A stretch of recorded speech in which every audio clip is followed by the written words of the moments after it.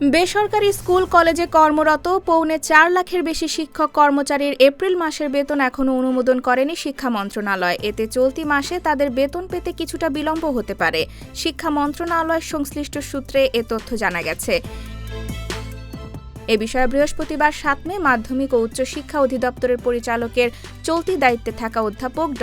Khan Moinuddin Al Mahmud Sohel the daily ক্যাম্পাসকে বলেন, বেসরকারি school কলেজে কর্মরত শিক্ষক কর্মচারীদের এপ্রিল মাসের বেতনের ফাইল বর্তমানে সচিবের দপ্তরে রয়েছে। এটি দ্রুত ছাড় করার জন্য বলা হয়েছে।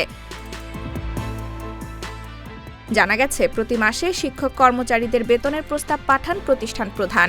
অনলাইন বিল দাখিলের পর তা যাচাই বাছাই শেষে অর্থ মন্ত্রণালয়ের সঙ্গে সমন্বয় করে বেতনের অর্থ ছাড়ের ব্যবস্থা করা হয়।